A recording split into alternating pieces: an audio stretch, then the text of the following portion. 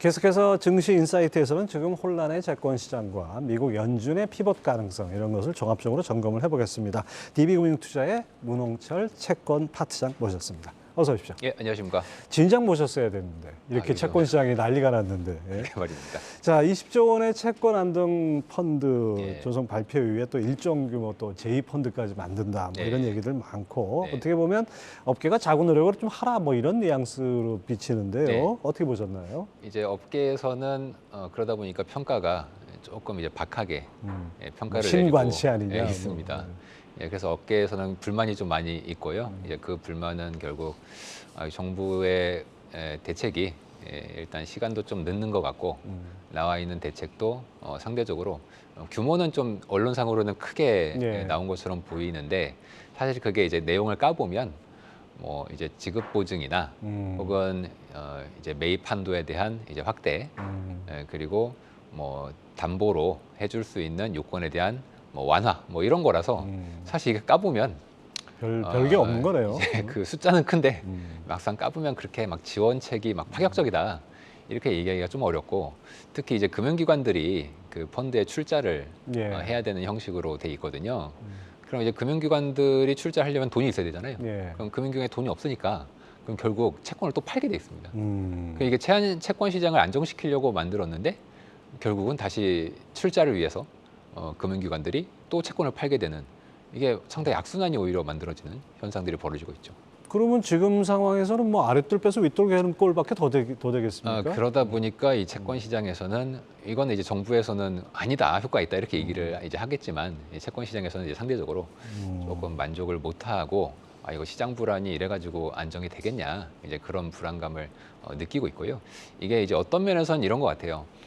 뭐 주말에 뭐 50조, 뭐 제한펀드 뭐 이런 얘기가 많이 나오면서 이제 또 국민들은 입장에서는 아니 지금 인플레이션으로 전 세계가 이렇게 난리라고 그렇죠. 하는데 긴축하면서 돈 푸는 격이 되니까. 돈을 이렇게 푼다고? 이거는 이상하다 이렇게 국민들이 생각을 할 수 있잖아요. 근데 이제 이건 오해시긴 해요, 사실은. 왜냐하면 돈을 풀려면 사실 중앙은행이나 정부가 빚을 내서 하든지 중앙은행이 돈을 직접 발권력을 이용해서 쏘든지 이래야 이제 풀리는 건데 그래야 통화량이 늘어나는 그래야 거죠. 통화량이 늘어나고 사실은 그렇게 해서 해야 이 채권 시장 지원책이 효과가 실제 있거든요. 근데 사실 이러면은 긴축 정책과 모순되지 않습니까? 예. 그러다 보니까 이제 정부 입장에서는 이 도덕적 해이의 문제도 있고 거기에 이제 인플레이션이나 긴축의 흐름인데 여기에 어떻게 정부나 하느니 돈을 출자를 하겠냐. 이제 그러다 보니까 좀 시장과의 좀 인식에 엇박자가 많이 나고 있습니다. 그 레고랜드의 뭐 저 이 회생 절차 예. 들어간다 뭐 이런 예. 것들이 어떻게 보면 이 시장이 뭐 이제 도화선이 됐는데 네. 사실 어떻게 보면 이게 정치 공방으로 넘어가면서 이상하게 변질되고 있어요. 그렇습니다. 이거 어떻게 봐야 됩니까? 이제 도화선이란 말씀을 하셨는데 그 도화선이라는 게 사실 다이너마이트에 꽂아놓은 거잖아요. 예, 예. 그러면 그걸 빼서 예. 도화선만 혼자 냅두면 그냥 지가 아무 타다 문제 없죠. 말겠죠. 예. 근데 그게 다이너마이트와 이제 꽂혀 있기 때문에 문제가 되는 거지 않습니까? 즉 이 레고랜드의 문제라는 게 사실 뭐 채권 시장이 좋았다거나 뭐 글로벌 상황이 지금처럼 나쁘지 않았을 때 그 도화선에 불이 붙었다면 이건 마치 다이너마이트와 분리된 도화선이기 때문에 문제가 안 생겼겠지만 지금은 가뜩이나 다들 가뜩이나 좀 어려워하고 불안한 있는 상황이었는데 그 다이너마이트가 이제 왕창 묶여져 있는 상태에다가 도화선을 꽂아가지고 지금 그 사건이 터지다 보니까 이게 거의 이제 걷잡을 수 없이 문제가 터졌고 뭐 정치적 문제에 대해서 뭐 제가 어떻게 얘기를 할 수는 없고 뭐 그런 문제가 뭐 종종 발생합니다. 그런데 지금은 타이밍이 굉장히 안 좋았었기 때문에 그 타이밍 때문에 좀 더 뭐 가래로 막을 거를 굴삭기를 동원해야 되고 굴삭기를 동원해야 될 거를 뭐 엄청난 토목 공사를 해야 되는 이제 그런 상황으로 좀 넘어가고 있는 것 같습니다.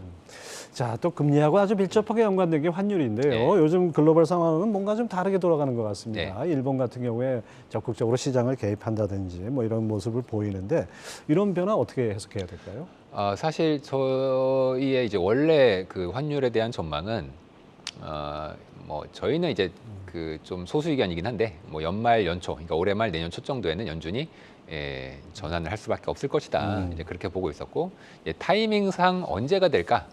주로 이제 중간 선거 전후가 되지 않겠나 이제 그렇게 보고 있었는데 지난 주말에 굉장히 중요한 그 뉴스가 이제 있었죠. 월스트리트저널을 통해서 연준의 내부의 비둘기파들이 목소리를 좀 내기 시작했다. 속도 조절론 이른바. 75bp 인상하고 음. 뭐 그 다음에는 인상폭을 한번 고민해 볼 것 같다. 네, 이제 이런 12월 얘기가 달에. 나왔습니다. 이제 그 내용을 읽어보면 사실 별게 없지만 이제 그 기자 자체가 그 기사를 쓴 기자가 연준의 대변인격처럼 내부 정보를 갖고 있는 사람이기 때문에 저희들은 그냥 읽으면 대충 알아듣거든요. 예. 근데 이 뉴스 하나만 나온 게 아니라 정확히 그 뉴스가 나왔던 날 일본이 대규모 외환시장 개입을 그렇죠. 미국장 오전에 했고요. 거기다가 이제 월요일 날에는 옐런 장관이죠. 옐런 장관이 금융 불안에 대한 것을 많이 강조를 했거든요. 이제 그 전에는 이제 인플레이션을 강조했었는데 네, 금융 불안을 강조했고 예. 심지어 화요일 날에는 연준의 그 직접 감독 기구가 상원 은행위원회인데 그 상원 은행위원회의 위원장이 직접 연준에 편지를 써서 금리 인상을 과도하게 한 데 따른 부작용이 우려된다. 이렇게 했습니다. 예. 이렇게 연속 3일 동안 이런 뉴스가 나왔다면 이거는 우연일 가능성은 굉장히 낮고요. 아마도 뭔가 큰 그 정책 당국자들의 이제 크게 본 피보팅이라고 우리가 얘기하는 완화적인 쪽으로의 피보팅을 우리가 좀 분명히 생각해야 될 것 같고 그렇다면 이제 환율이 뭐 한 최근 이번 주 들어서 조금 떨어졌지 않습니까? 그래서 저도 외환 시장에 대한 전망을 좀 바꿔야 되지 않겠나. 일단 적어도 달러에 대한 롱 포지션을 좀 정리를 해야 될 것 같고 뭐 달러의 숏으로 갈지는 좀 더 생각을 해봐야 되겠지만 일단 이렇게 된다면은 환율의 상승 압력은 일정 부분 큰 그림에서 바뀔 가능성이 분명히 있다고 네. 저는 생각하고 있기 때문에 뭐 시청자 여러분들께서도 지금 굉장히 어떤 변곡점에 와 있다. 특히 중간 선거를 앞두고 있는 시점이어서 굉장히 중요한 뉴스들이 나올 수 있거든요. 그런 면에서는 좀 저희가 촉을 많이 켜놓고 우리가 면밀히 좀 지켜봐야 될 것 같습니다. 네, 아주 중요한 포인트를 얘기해 주셨는데 뭐 이런 음모론도 있습니다. 예. 앞으로 열흘 뒤죠. 예. 미국 중간 선거. 네. 항상 이제 과정이 힘들어도 예. 끝이 좋으면은 사람들은 만족한다는 거 아니겠어요? 그렇죠. 중간 선거 임박해서 뭔가 증시도 회복되고 금리 속도 조절도 조금 하고 뭐 이러면은 예. 얘기가 좀 달라지지 않을까. 맞습니다. 예. 자, 그런 측면에서 마치 그 미국과 일본이 약간 공조를 하는 듯한 뉘앙스도 예. 좀 풍겨요. 예. 그래서 그 덕에 지금 말씀하신 대로 원달러 환율 이제 상단은 조금 닫아놔도 될까요? 예. 저희가 사실 가장 요즘이란 거 이제 최근 한두 주 사이에 가장 고민하고 있는 이슈고요. 네. 일단은 좀 닫고 12월 2일에 현재는 연준 블랙아웃 기간이기 때문에 연준 인사들이 말을 할 수는 없는 상황이고 이제 11월 2일에 있는 FOMC에서 파월 의장의 입을 통해서 정말 연준의 완화적인 시그널이 뭐 적어도 완화적이진 않더라도 기존에 아주 강력했던 매파적인 시그널이 조금 완화만 되더라도 이것은 시장은 이제 알아듣고 이제 기준금리 인상에 거의 고점이 오고 있는 게 아니냐 이런 생각을 이제 할 수는 있거든요. 그런 면에서 파월의 입을 확인해보고 특히 상원에서 공화당이 이길 것인가 이게 또 굉장히 중요한 이슈가 좀 될 수 있거든요. 같이 좀 확인해봐야 될 것 같습니다. 네. 저도 뭐 기자 생활할 때 항상 느낀 거지만은 이렇게 그 월지의 그 예. 뭐 연준의 비공식 대변인이라는 소리 듣는 이 예. 기자 얘기 보도가 이렇게 네. 시작을 움직였는데 네. 뭔가 좀 빨대를 꽂고 있는 거 아닌가라는 느낌이 좀 들어요. 이게 무슨 근거로 이렇게 이런 게 나왔을까요? 이제 뭐 우리나라도 뭐 그렇긴 한데 그 뭔가 정책이 있을 때는 이제 슬쩍 한번 언론에 흘려 보지 않습니까? 그리고 대중의 반응도 여론을 좀 한번 보고. 보고 여론이 너무 뭐 별일 없다 그러면 추진하고 너무 이상하다 그러면은 사실무근 그렇죠. 검토한 바 없다 이렇게 나오잖아요. 네. 마찬가지로 연준도 지금 이런 것을 슬쩍 한번 흘려본 상황인 것 같고 그 루트로서는 뭐 좀 특혜 시비가 있을 수는 있겠으나 월스트리트저널의 닉 티미라우스 기자라는 분을 뭐 자기들이 선택을 한 거고 사실은 이분 선임자도 똑같이 그 같은 그 연준의 내부 정보를 갖고 있었습니다. 그런 면에서 이 기자는 굉장히 중요하고 그 기사를 읽어보면은 되게 평이해요, 사실은.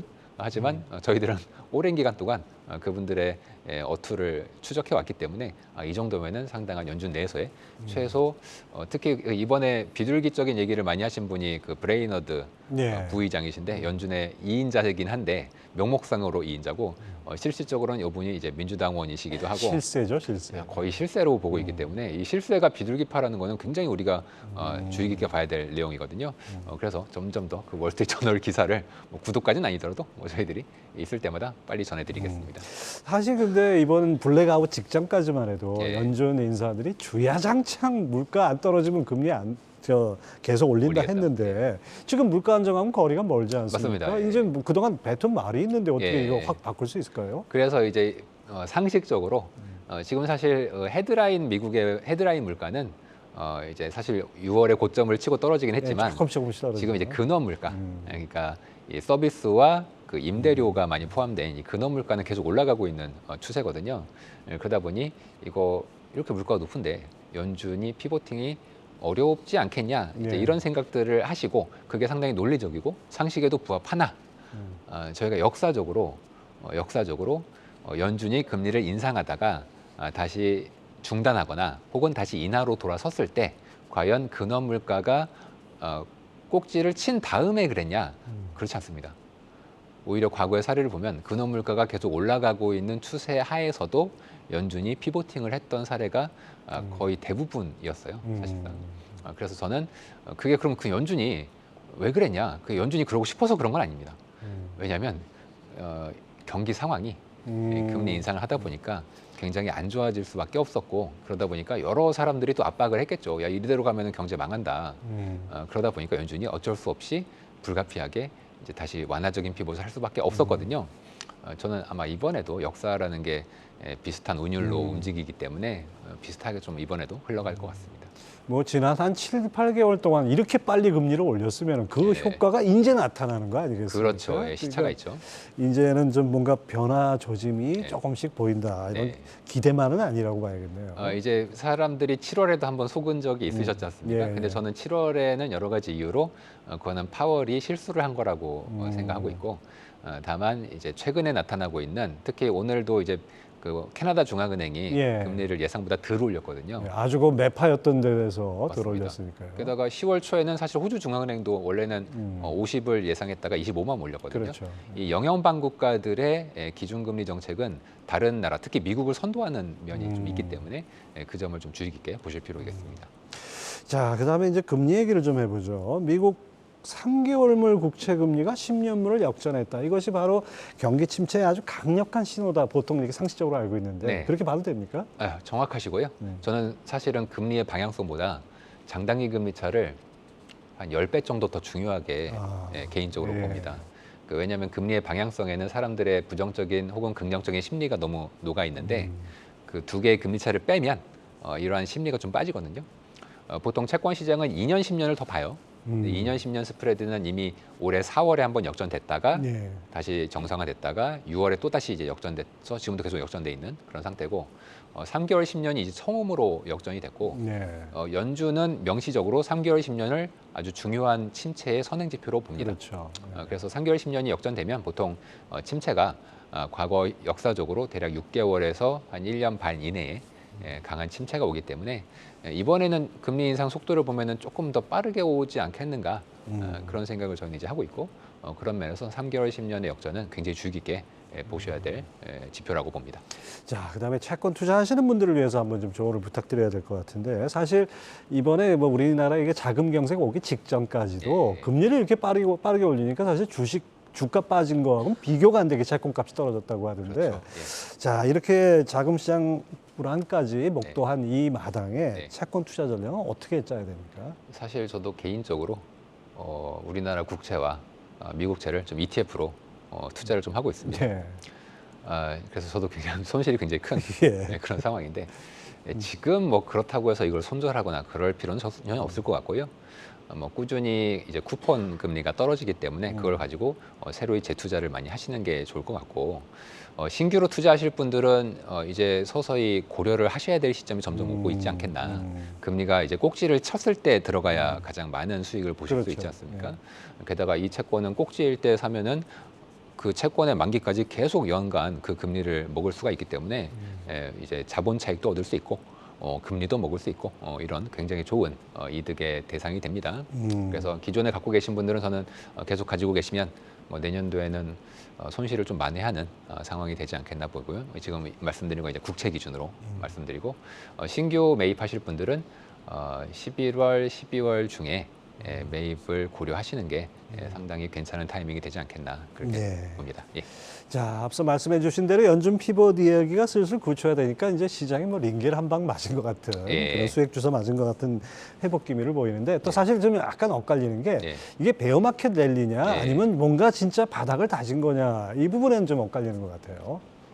저희는 이제 주식 기준으로 네. 뭐 제가 주식을 잘 알지는 못하지만 저희 회사의 전망도 그렇고 주식은 이미 저점을 좀 치지 않았나. 네. 그리고 역사적으로도 늘 중간 선거 전에 주식을 사면 그 이후에 성과가 굉장히 좋거든요. 이건 거의 공식처럼 네. 지난 뭐 100년 이상의 역사가 증명을 하고 있기 때문에 저는 이번에도 여러 가지 상황들을 종합을 해보면 아까 피벗 얘기도 이제 드렸고 지금 시점에선 밸류도 특히 한국 주식이 굉장히 싸지 않습니까? 이럴 때 이제 매입을 해놓으시면은 뭐 당장 다음 달, 뭐 다다음 달은 모르겠지만 뭐 한 1년만 가지고 계셔도 훨씬 지금 채권 금리가 높은데도 불구하고 네. 그것보다 훨씬 높은 수익을 얻을 수 있지 않겠나 그렇게 저희는 생각하고 있습니다. 예. 하여튼 뭐 종합적으로 모든 뭐 주식, 채권, 환율 모든 것이 다 하나로 뭉쳐 있기 예. 때문에 우리가 종합적으로 봐야 될 것 같습니다. 네. 자, 지금까지 DB금융투자 문홍철 채권 파트장이었습니다. 오늘 말씀 예, 감사합니다. 감사합니다. 예.